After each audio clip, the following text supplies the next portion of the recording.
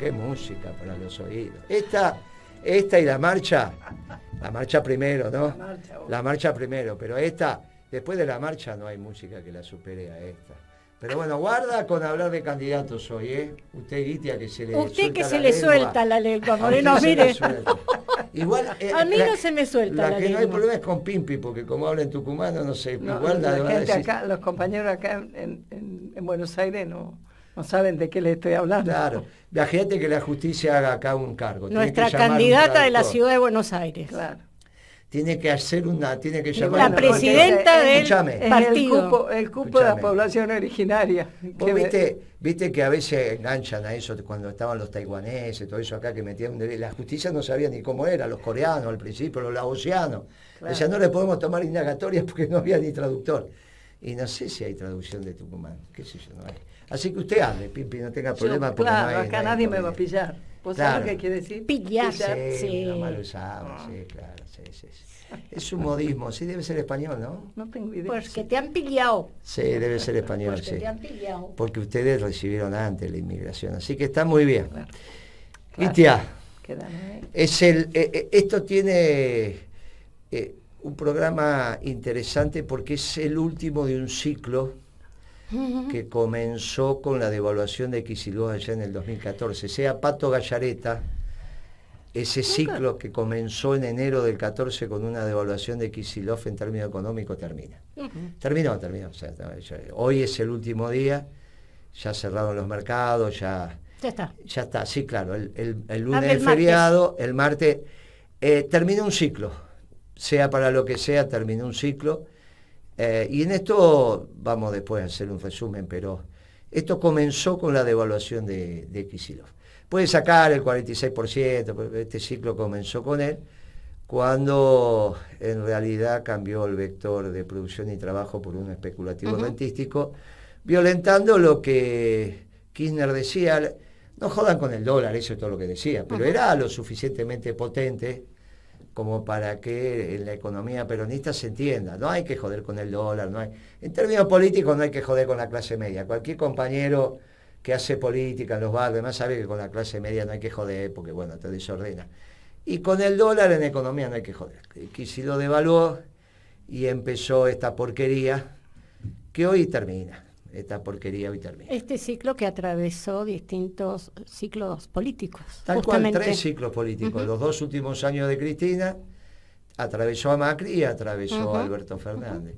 Y claro, nos atravesó porque la también política, qué sé yo, qué sé cuánto, pero en realidad es un mismo ciclo económico. Pero bueno, antes de entrar en eso, pasaron cosas en el mundo. Que es un concepto que esto de ciclo político y económico es un concepto que nosotros venimos planteando y un análisis que venimos planteando hace bastante tiempo. Bueno, hubo movimientos en la segunda medianera.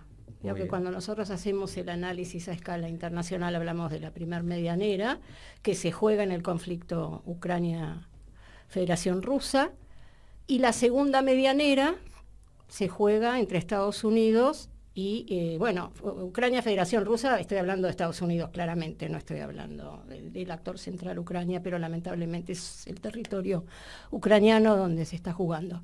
Y la segunda medianera es la relación y la tensión y el enfrentamiento entre Estados Unidos y China. En este momento se reunieron, esta semana, hubo una reunión entre Biden y Xi Jinping. Fue Xi Jinping el que viajó a Estados Unidos, al Silicon Valley, ¿no? Que digamos es emblemático desde el punto de las nuevas tecnologías y el desarrollo de las nuevas tecnologías, semiconductores, digamos, todo lo que tiene que ver con la producción vinculada a comunicaciones, telecomunicaciones, incluso defensa, porque hoy en día, digamos, el armamento tiene mucho que ver con estas nuevas tecnologías, ¿no? El armamento dirigido de largo alcance. Digo, no me parece un dato menor que se hayan reunido, que hubo un encuentro entre un foro de cooperación Asia-Pacífico, donde Estados Unidos tiene intereses y donde está ubicado China. Me parece que, fue una reunión desde el punto de vista diplomático, una reunión de buenos términos, pero sin acuerdos en profundidad, claramente. Digamos, las cuestiones de fondo no se jugaron. en un contexto que difiere mucho del contexto, o sea, hacía casi un año, se reunieron Biden y Xi Jinping. La última reunión que tuvieron fue la reunión del G20 el año pasado, que se hizo en Bali, en un mundo donde estaba, digamos, claramente el conflicto Ucrania-Federación Rusa, que se estaba jugando ahí la primera medianera, con un estado de situación que no es el mismo que encontramos hoy en día claramente. No había sucedido lo del globo, ¿ustedes recuerdan? El famoso globo. Sí, claro, el globo Pía. Y todavía no se habían profundizado tanto estas líneas de política de defensa y seguridad vinculados a la producción tecnológica que había iniciado Trump en su gobierno y que sostuvo y profundizó Biden, que no es un dato menor, que estas políticas posteriormente tuvieron respuestas por parte de China y entonces todos empezaron a hablar de la guerra comercial porque pusieron trabas también a las empresas norteamericanas. Hoy es un contexto en el cual se profundizó el conflicto a escala internacional, apareció, digamos, una guerra claramente declarada entre Israel, le declaró Israel a Hamas. Entonces, yo creo que es una movida en el tablero de ajedrez que no es profunda, pero que distiende esta segunda medianera, porque, digamos, está muy complicado y esto está pensando en las elecciones del año que viene, inclusive en Estados Unidos, esto está teniendo repercusiones, no solamente a escala internacional, sino en la interna norteamericana. También está teniendo repercusiones para China, que China, digamos, en este nuevo orden sería uno de los perdedores. La Unión Europea quedó claramente. China todavía, la opinión internacional, digamos, ciertos análisis de la socialdemocracia lo dan como ganadores. Viendo un mundo globalizado, todavía leyendo el mundo desde otro lugar, dicen que China es uno de los ganadores, que en realidad Estados Unidos está retrocediendo. ¿No ven que nosotros planteamos que el nuevo mundo va a estar asentado en dos vectores, que son alimentos y energía, de los cuales, digamos, China carece? La autosuficiencia no es ni autosuficiente en alimentos ni en energía. Este conflicto que se desató en Medio Oriente creo que influye en la cuestión, digamos, abastecimiento energético. Bueno, China, a partir del vínculo con la Federación Rusa, está sorteando, pero las condiciones de acceso a la energía no son las mismas a partir de toda esta cuestión.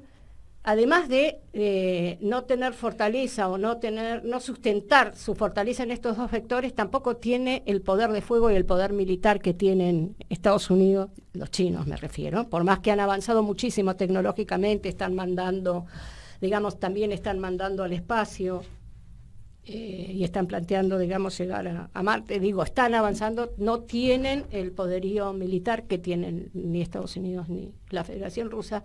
Entonces, claramente es es uno de los perdedores del nuevo orden internacional.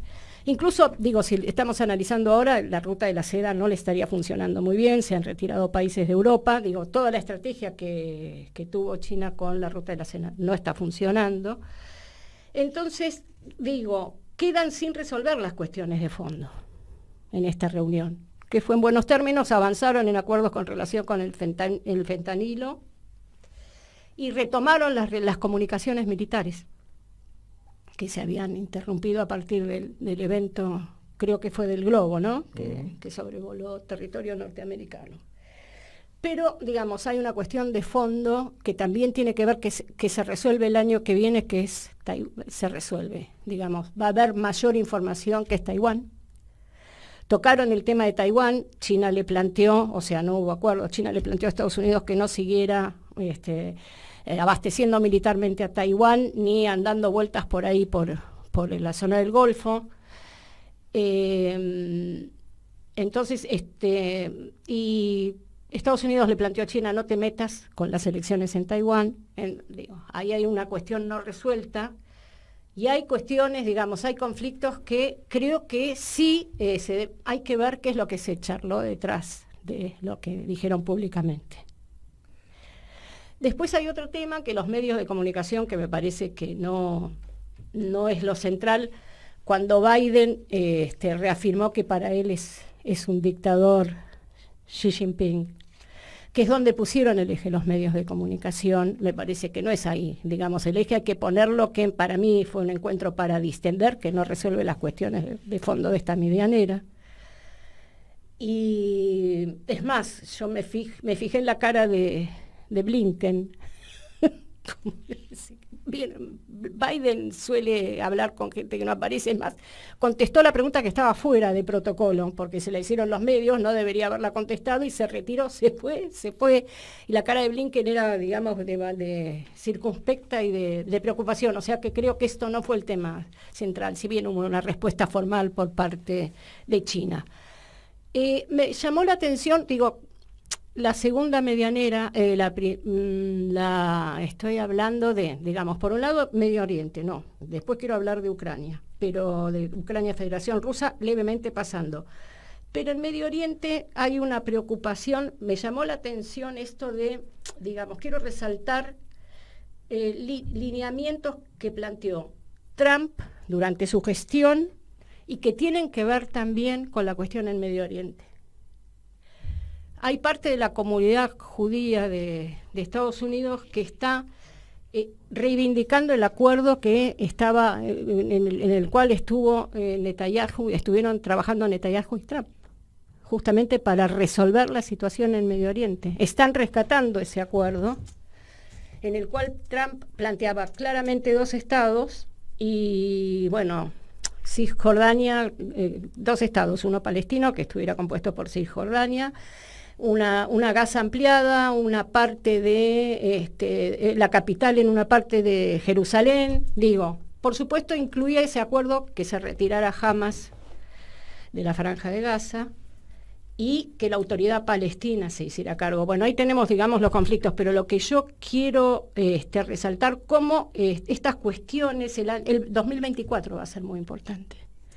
Va a haber mucha más información en el 2024 con las elecciones norteamericanas, porque, digamos, Trump, por un lado, vio con anticipación, digamos, la cuestión de Medio Oriente, planteó la línea de seguridad nacional y defensa con relación a la producción, pero no es Trump.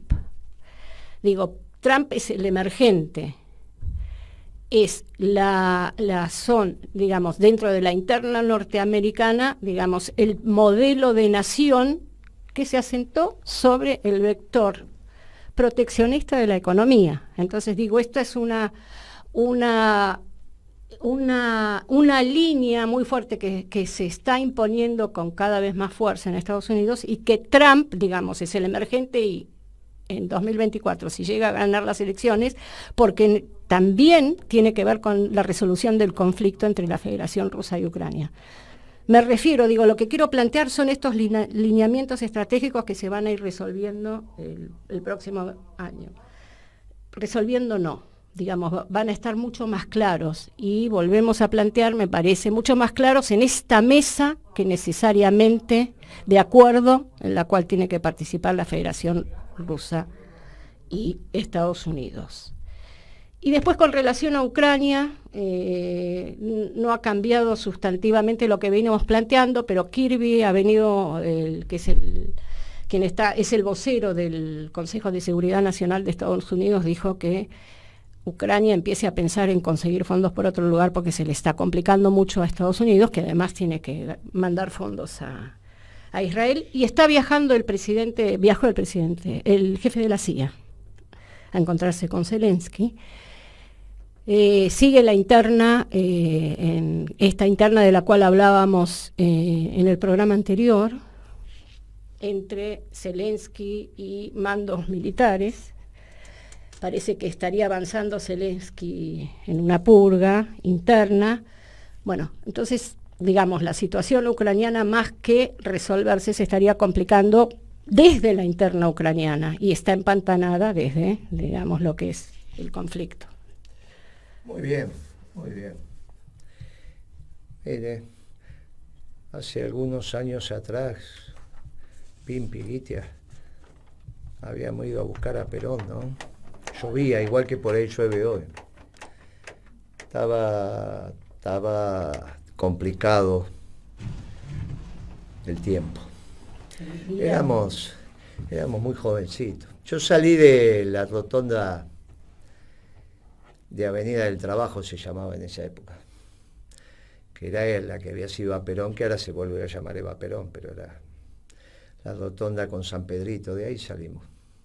Porque bueno, ahí te empalmabas con la Richeri, ibas hasta General Paz y después empalmabas con la Richeri.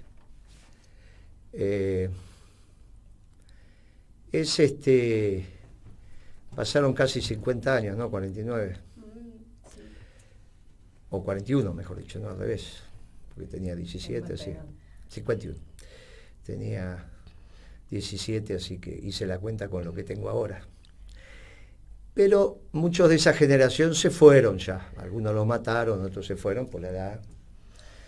Pero Otros vamos durando. sí, otros vamos. En lo que éramos más jóvenes estamos. Pero hoy hicimos, una compañera de la 8ª sección hizo un recordatorio y dijo, bueno, fue una generación, con sus más, con sus menos, cumplimos entre Elba Perón. Muy linda esas manifestaciones. Lo trajimos a Perón. Uh-huh. Después cometimos errores, lo que fuera, pero de alguna manera sentimos que cumplimos. Mucho de esa generación después hizo la década ganada, también estuvo en el menemismo, muchos compañeros que fueron a buscar a Perón estuvieron después en el gobierno de Menem, con cuerpo y alma. Por eso a veces cuando los compañeros hacen la lectura que hacen de Menem, se olvidan de los compañeros que estuvieron y que se jugaron el pellejo, ¿eh? Por ejemplo, Iván El Cadre, Cacho Caride. Muchos de esos compañeros estuvieron acompañando el gobierno de Menem, pensando, bueno, hay que cabalgar ese momento. Sí, hay que leer el contexto internacional de ese momento, ¿no? Esto es una influencia del progresismo también, ¿no? Es una influencia. Ayer fue bien interesante el programa que hago en Extra, porque Mariotto llegó a un economista del radicalismo y pensaban que era socialdemócrata. Yo sabía que había trabajado con Grispo. Rovelli. Sí, pero que había trabajado con Grispo. Entonces cuando quieren confrontar desde la socialdemocracia le dicen, no, yo soy radical. Yo no soy esto, Portantiero, todo eso, nosotros no tenemos nada que ver con Moró y con todos eso. A nosotros nos echaron del gobierno para que entrara la socialdemocracia. Después cometieron un error histórico. Empezaron a hablar del tercer movimiento. Un error, dice, lo llevaron a Alfonsín a un lío grande. Es interesante. Reivindica la primera parte, ¿no?, del gobierno de Alfonsín y no la última, que es la que fracasa. Sí. Entonces, quizá hay un lugar donde nos empezamos a encontrar con los radicales del espacio nacional. También me pasó ayer en Crónica que estaba Tetaz y dice, nosotros tenemos un momento muy importante para construir el año que viene, porque el radicalismo, que es socialdemócrata, va a tomar, está grabado ahí, va a tomar protagonismo. Ahí yo le dije, está muy bien que se junten con los socialdemócratas de este gobierno. Claro, ahora empieza a decir, en este gobierno es peronista, no es socialdemócrata. Le digo, no, es socialdemócrata, bueno, que sí, que no. Pero es muy interesante que los socialdemócratas se junten, los que están en este gobierno y los radicales, con Lustó, todo esto, con Alberto, Cristina, que todo esto que son socialdemócratas se junten. Clarifique el panorama. Claro, por otro lado vamos a estar los peronistas. Por otro lado va a estar Macri, como lo caractericen, algunos dirían la derecha, otros dirían qué sé yo más. Van a estar ahí, y por otro lado van a estar el Partido Obrero, que es lo que quedó. Hay que ver qué hace el Partido Comunista, si se va a la socialdemocracia o genera un espacio. En fin, pero eso... Sí, que más bien parece ir siendo para ahí, ¿no? Bueno, ahí va a clarificar. Y hay que ver qué pasa con Massa. Massa va a tener un espacio interesante, si es que gana la elección, para definir qué políticas va a hacer. En este menú va a tener que definir. Y entonces con Pablo, con otros compañeros, hemos decidido convocar nuevamente, reconformar la Comisión de Economía, pero ya no la del Partido Justicialista, por obvias razones, sino la del Movimiento Peronista. Qué bueno. O sea que la semana que viene calculo que vamos a hacer la primera reunión de esa veintena de compañeros que durante 4 años generamos los documentos desde las conceptualizaciones peronistas en economía, no desde la socialdemocracia. Venía Kicillof, opinaba, y bueno, opinaba, pero en general opinaba desde un lugar que los economistas que estábamos ahí del peronismo decíamos, bueno, algo es así, el resto no es así, esto no es doctrinario, esto que estás planteando no está bien, esto es otra visión de la economía. Y se empezó a perfilar, diría con precisión durante esos 4 años, como necesidad técnico-académico lo que es la economía peronista y armar el corralito, ¿no? Por eso se pudo plasmar el plan económico peronista después, pero ese debate lo vamos a seguir dando.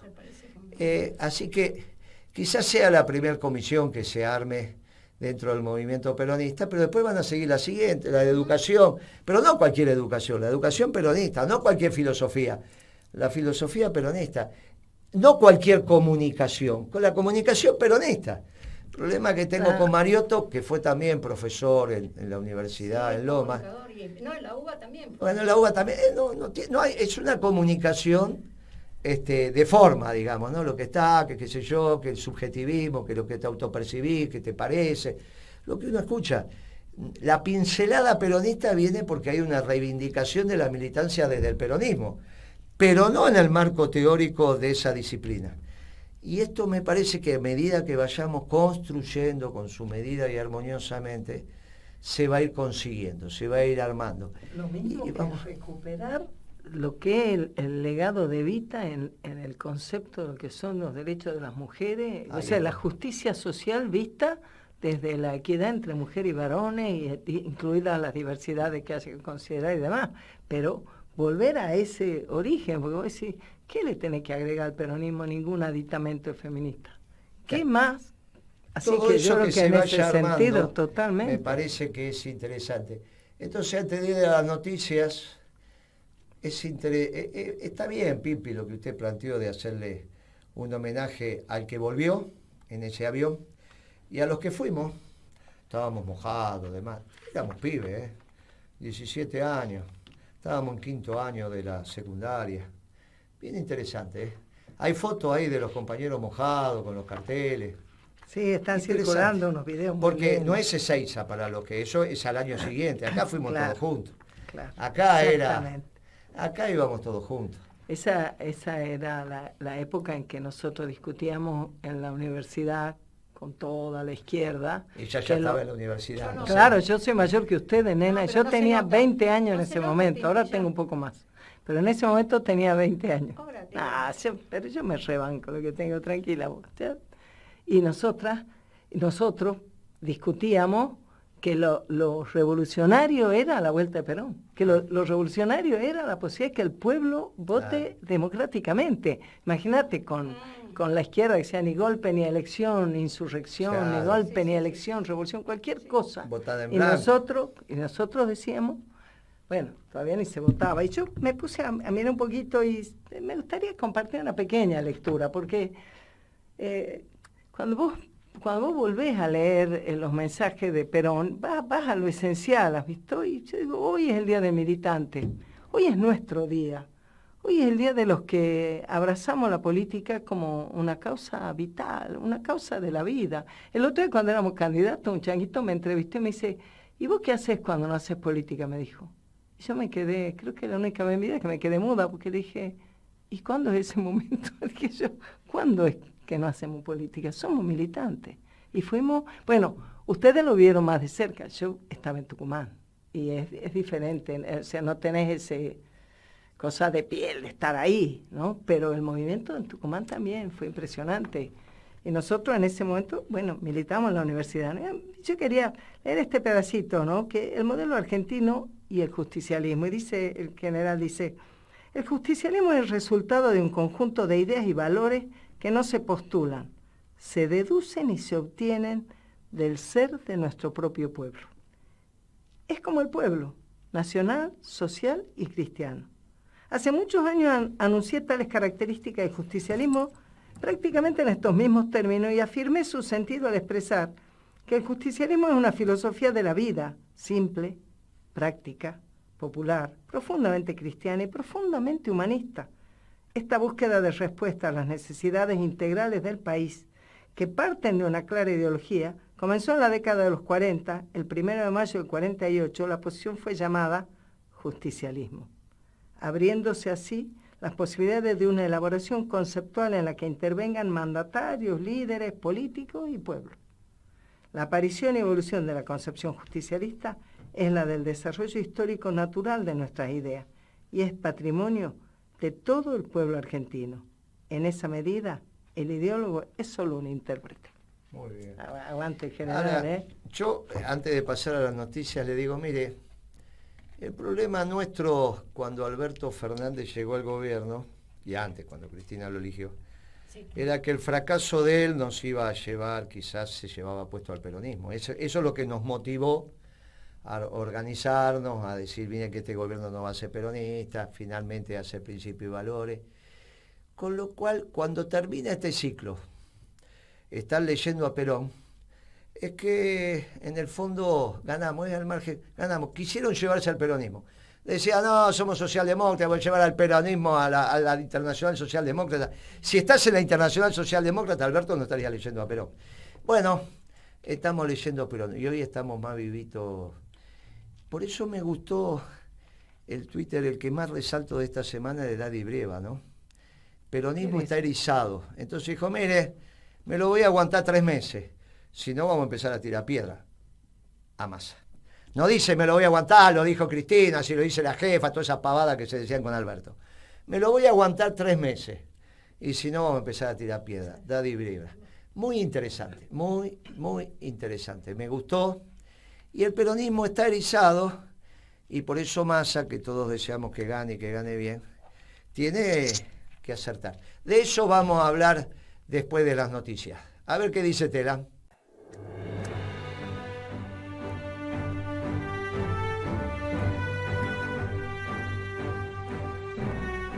Pablo, ¿estás ahí? Hola, ¿cómo te va, Guillermo? Bien, bien, bien. Ahora te escucho, vos sabés que a mí me cuesta poner estos auriculares, hola, Pimpi. Pero ahora te escucho bien. ¿Qué tal, Pablo? Qué gusto. Igualmente. Pablo, ahí le estaba comentando a los compañeros que vamos a convocar nuevamente a la Comisión de Economía que supimos coordinar allá en el Partido Justicialista durante 4 años, donde de alguna manera se fueron fijando las bases de lo que debía ser un plan económico peronista. Y que ahora va a ser la Comisión de Economía del movimiento peronista. Obviamente nosotros somos principios y valores, pero simplemente como herramienta electoral, para que el peronismo empiece a estructurar pensamiento diferencial desde su doctrina en cada una de las disciplinas que hace al saber. Y me parece también que una de las primeras cosas que va a hacer la comisión es hacer un balance de esta década perdida, ¿no? Esta década perdida que empieza con la devaluación de Kicillof, que continúa también con otra devaluación tremenda y quita de retenciones que hizo Macri, y con esa inconsistencia que generó entre la política monetaria y la política fiscal, y que después obviamente tiene como hecho destacable la renegociación de la deuda horrible, que ahora ya todos lo están reconociendo, que hizo Guzmán, el progresista Guzmán, porque ahora dicen, no era progresista, porque era amigo del fondo. ¿Cómo?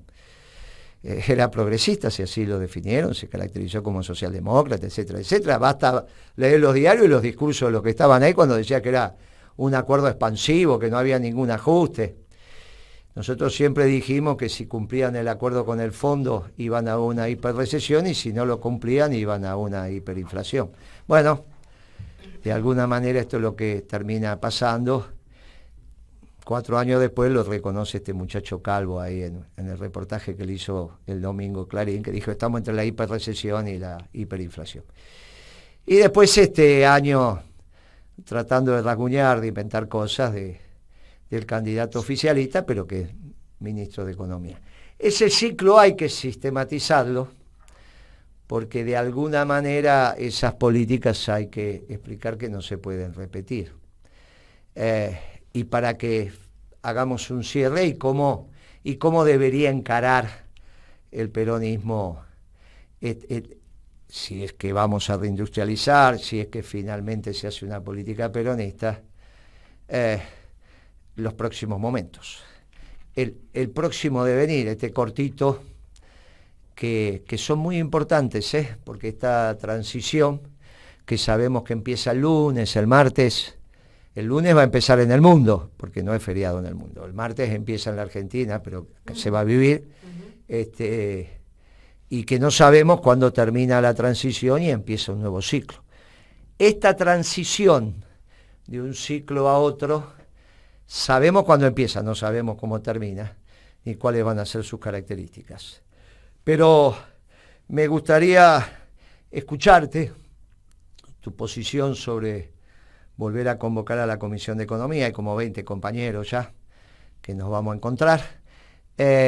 Y sobre todo, bueno, hacer una pequeña síntesis de este ciclo y después vamos a encarar el proceso de transición. Te escucho, Pablo.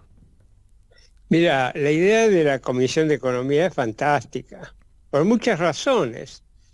Una de las razones que a mí me parece fundamental es porque, yo te digo, en todo este último tiempo de, digamos, proceso electoral, de las campañas, yo participo de varios grupos de compañeros, algunos bastante, digamos, nutridos. Vos sabés que se nota que hace falta una fuerte clarificación doctrinaria. Hay muchos compañeros, por ejemplo, que piensan que hay que actualizar la doctrina. Hay otros compañeros que piensan que hay que cambiar algunos elementos básicos de la doctrina.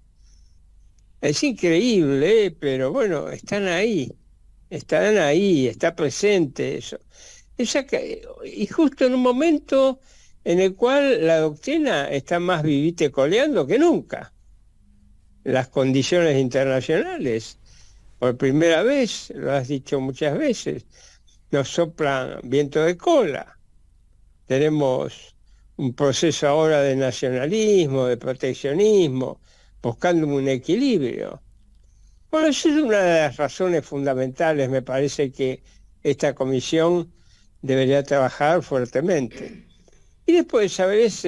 También me parece extraordinaria la idea, porque en las políticas que se vayan a diseñar puede haber muchísimos virus, hablando de alguna manera. Puede haber muchísimas equivocaciones que es necesario clarificar.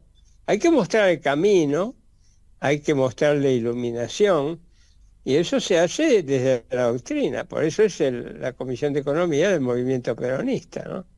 Así que me parece una idea fantástica. Creo que vamos a poder trabajar muy bien. Y después, como vos decís, habrá que hacer un raconto, habrá que hacer una síntesis.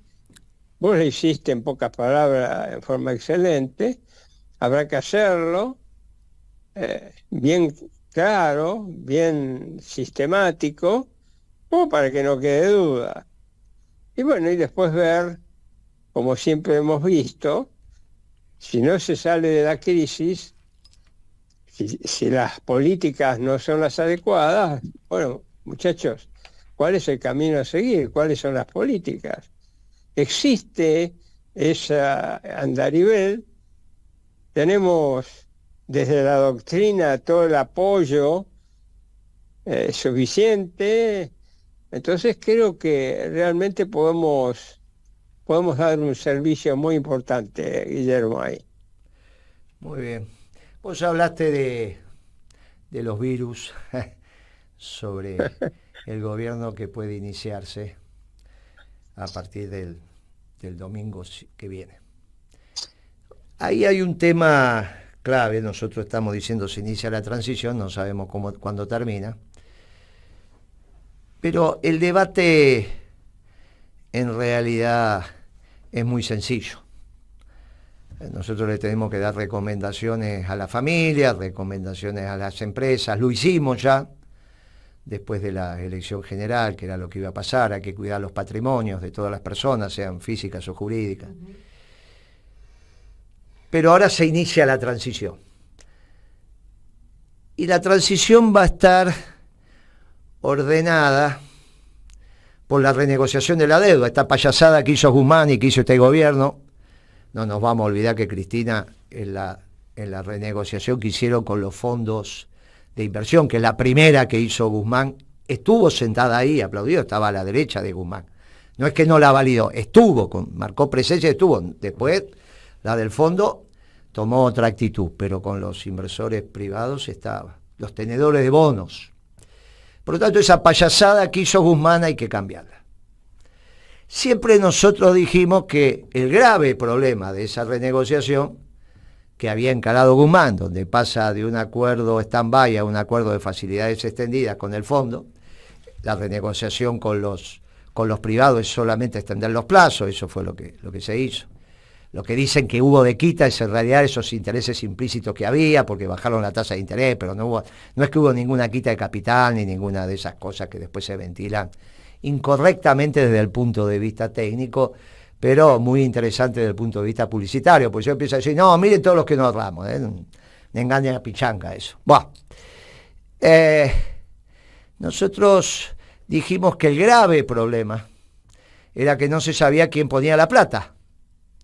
Entonces, si no se sabe quién pone la plata, eso no quedaba claro y iba a ser un desorden. En esta renegociación va a pasar lo mismo. Entonces, puede ser una renegociación muy virtuosa si tipificamos con precisión qué sector social es el que tiene que poner la plata. En términos numéricos, en orden de magnitud, entre 8.000 y 12.000 millones de dólares. Con 8.000, 12.000 millones de dólares, tranquilizás las fieras y ordenás el tema. Puede ser 7.000, puede ser 7.000, puede ser 6.000, puede ser 6.000, de acuerdo a los precios internacionales. Pero hoy, como está la cosa, entre 8.000 y 12.000, de acuerdo a los precios y de acuerdo a la cantidad que la naturaleza te dé. Con eso, la posición es muy clara. Es ley de arrendamiento, es retenciones. Este es el sector social que pone la plata, la sociedad rural, el resto del pueblo no la pone. Y a la sociedad rural le das un bono y esto se ordena. Y podés poner la economía a crecer. Esa es una opción.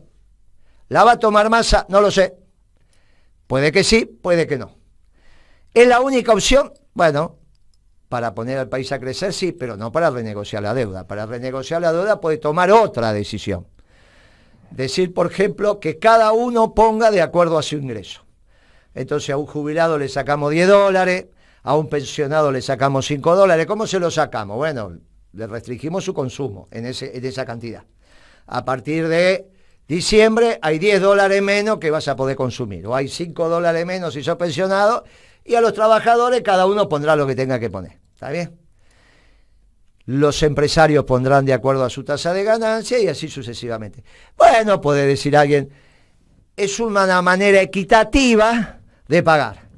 Hacemos un pongui y cada uno pone, por ejemplo, este pibe que está del otro lado del vidrio manejando esto tiene que poner que yo $1.000 por mes, por ejemplo. Este tiene que poner $1.000 por mes. ¿Cuánto gana acá? Por lo menos tiene que poner $1.000 por mes de todo lo que gana. Bueno, perfecto. Ahora vos le vas a sacar una moneda a este y se va a defender como gato panza arriba. No hay manera. Eso es lo que pasa. Por eso se lo tenés que sacar sin que se dé cuenta. ¿Cómo se lo saca? Que consume menos. Si vos le comparás lo que consume ahora con lo que consumía en nuestro gobierno, es obvio que consume menos. Dice, no, ahora consumo más. Bueno, porque hace 10 años que está trabajando en lo mismo. Pero agarrá uno de lo tuyo que no tenga tu edad y vas a ver cómo consume menos en ese mismo lugar. Bueno, porque esa es la manera de pagar. Vas a consumir menos y lo que no consumís, que es ahorro, de alguna manera va. Ahora, son las dos maneras que hay, uno eligiendo el sector, otro diciendo somos equitativos, cada uno pone de acuerdo a su ingreso. No, hay otra manera, porque van a empezar a operar los lobbies. Entonces, por ejemplo, Viene el lobby de la energía y dice, no, nosotros tenemos que invertir en la Argentina, no hay posibilidad ninguna de que nosotros hagamos algo para pagar la deuda, así que a nosotros no nos toca. Supongamos que el lobby de algunos laboratorios o el lobby dice, no, nosotros no ponemos. Nosotros no vamos a poner, no ponemos. Claro, en la medida que determinados lobbies lleguen al gobierno y el ministro, próximo presidente, se convenza que esos sectores no tiene que poner, queda el resto de los sectores con un problema, que el resto de sectores tiene que poner lo que le correspondía por equidad, más lo que no ponen los demás. Claro, más lo que no ponen los demás, con lo cual, para hacer números redondos, supongamos que la mitad pone, la mitad no pone, el que pone tiene que poner por los que no ponen, tiene que poner el doble, con lo cual se le arma un lío bárbaro. Porque entonces tiene que ver con la posibilidad de lobby que cada uno tenga, de amistad, de explicar, y ya ahí empezamos con los conflictos. ¿Por qué este pone? ¿Por qué los petroleros no van a poner? Y nosotros la metal mecánica vamos a poner. Y dentro de la metal mecánica, ¿por qué los autos no ponen la fábrica de autos y sí ponen los talleres metalúrgicos? Bueno, ahí empieza un lío. Ahí empieza un lío. Esa sería ya una manera de administrar quien pone la plata. Y queda la última. Que diga, no nos vamos a pelear con ninguno de los empresarios porque generan trabajo por esto y por aquello. Y solo ponen de los trabajadores formales para abajo, informales, jubilados, pensionados, los ingresos populares. Que es un poco lo que estaba planteado en el acuerdo que se firmó con el fondo, o lo que podría plantear en el caso de Milei, que esto se resuelva de esta manera. Porque en el caso que gane Milei, el concepto que tenemos que utilizar es el concepto de orden espontáneo, que es un concepto muy importante, porque es el concepto ordenador del pensamiento de matriz de Milei, que no es Martínez de Oz y todas esas estupideces que se estuvieron diciendo. Si nos hubiésemos dedicado, especialmente el gobierno, a clarificar el pensamiento de Milei, Córdoba no lo estaría votando. Ni muchos trabajadores lo estarían votando. Pero como se dedicaron a decir Martínez de Oz, y los trabajadores dicen, ¿qué va a ser Martínez de Oz? Dejate joder, ¿qué milico va a reprimir? Todas esas pavadas que estuvieron diciendo. Entonces vos tenés un montón de muchachos que lo votan al punto tal que hoy la elección está parejita. Todo el mundo está diciendo, y algunos dicen, no, pará que se puede perder la elección. Claro, al no clarificarse quién es Milei, parece que el 45% del pueblo piensa que tiene que volver la dictadura. Esto es una estupidez. No se entiende quién es Milei. Dibujaron un Milei. Explicaron un Milei que no es Milei. No, pero la vicepresidenta, el esquema económico es de Milei, es el que él tiene a la cabeza, al menos hasta las generales. Lo que va a hacer ahora bajo la conducción de Macri es otra historia.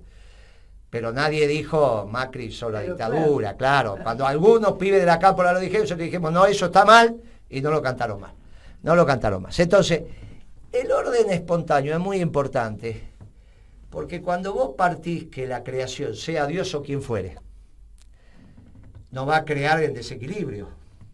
Esto parece un concepto ridículo, pero no es ridículo, es un concepto muy interesante. Si Dios creó todo lo que conocemos, lo tiene que haber hecho en equilibrio. No en desequilibrio. A nadie se le ocurre hacer un edificio y todas las cargas sobre una medianera o sobre dos columnas. No, las cargas van equilibradas sobre todas las columnas que tenga el edificio de manera simétrica. Y si no es simétrico, buscas un punto donde todas las fuerzas convergen. Hay un equilibrio.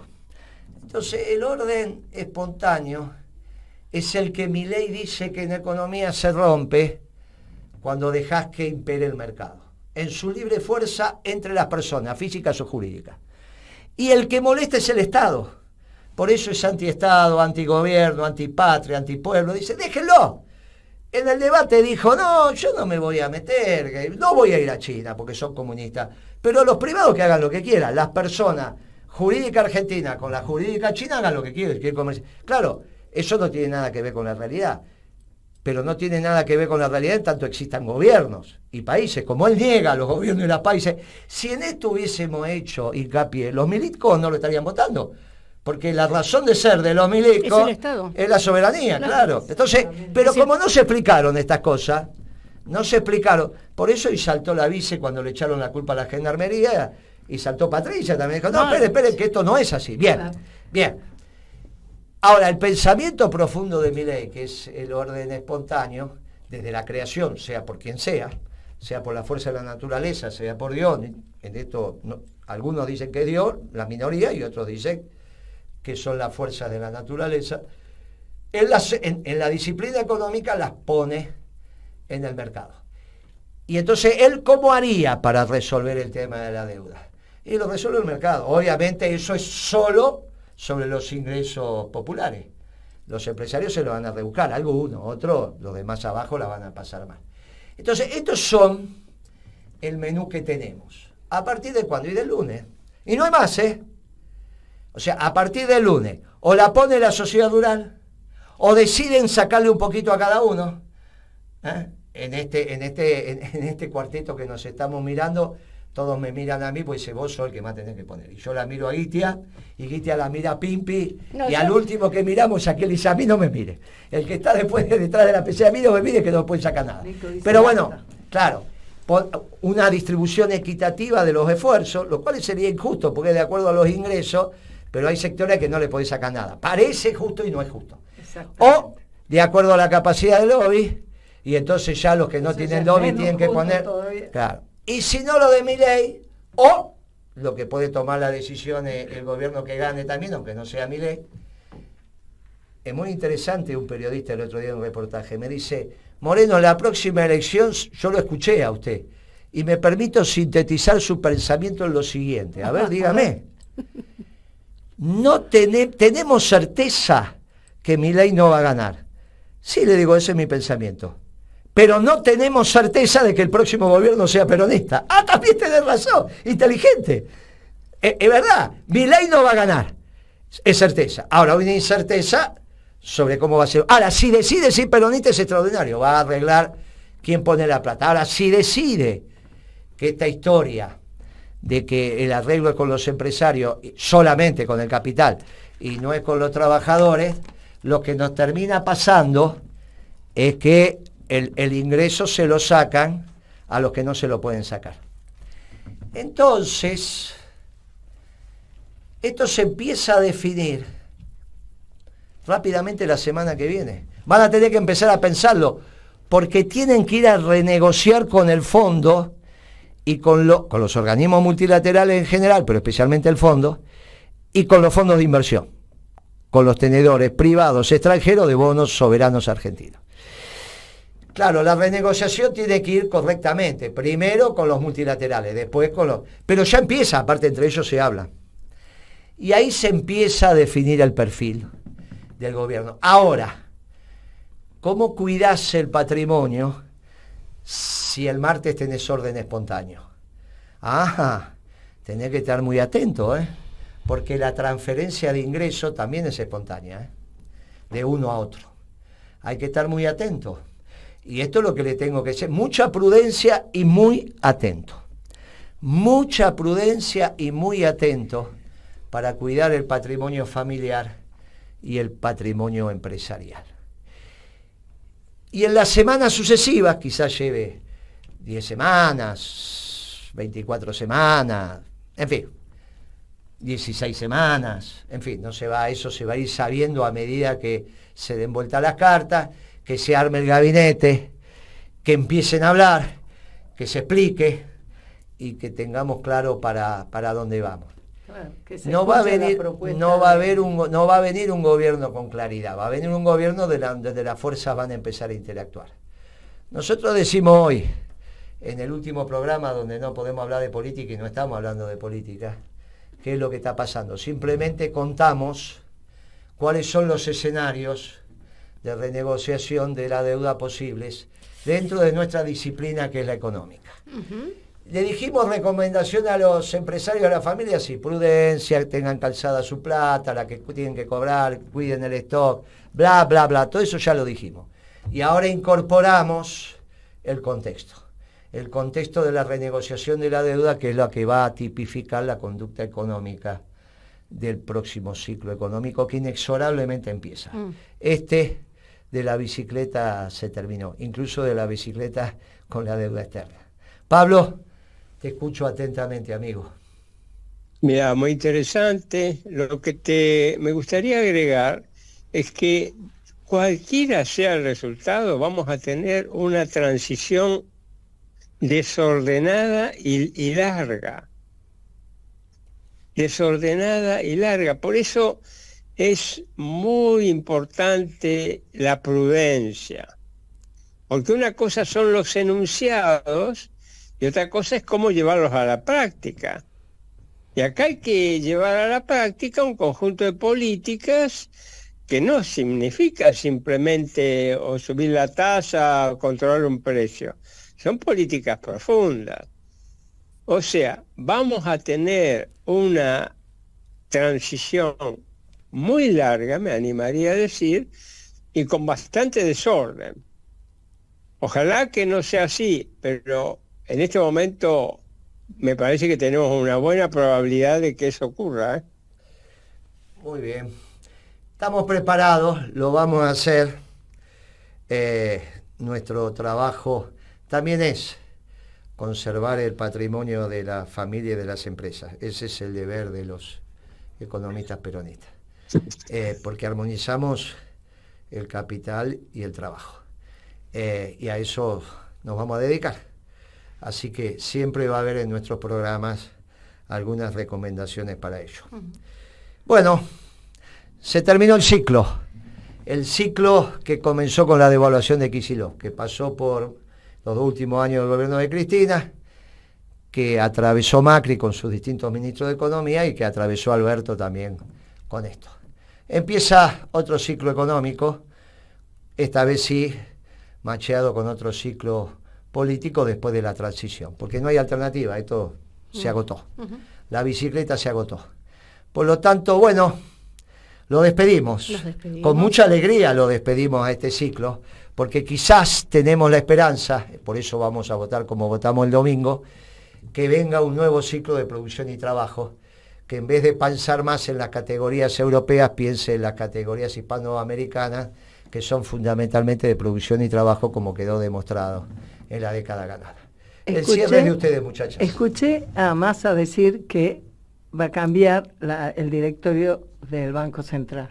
Espero que tome las recomendaciones de Pablo y que integre entonces representantes de los empresarios, o sea, la producción argentina y los trabajadores a través de sus organizaciones y de las economías regionales. Porque entonces sí, pues estarías teniendo desde lo institucional un mensaje de hacia dónde estás encaminando, ¿no? Ojalá que te escuche, Pablo, querido.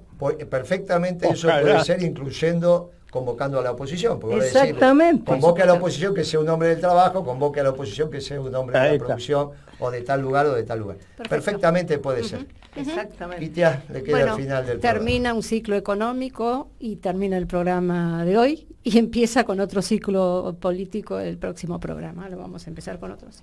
Bueno, un saludo especial a todos los compañeros y compañeras por el Día del Militante y la Militante. Un saludo especial para las compañeras y compañeros de Córdoba, a Mecha. Un saludo, un fuerte abrazo a Bea, como siempre. Y compañeras y compañeros, nos vemos el próximo. Y a Carolina habías dicho vos, ¿no? Ah, sí, que estuvo acá la Carolina Chubut, gran compañera. Muy bueno, muy lindo. Un fuerte abrazo peronista para todos y a ir a votar. Y bueno, que Dios guíe a los decisores. Abrazo.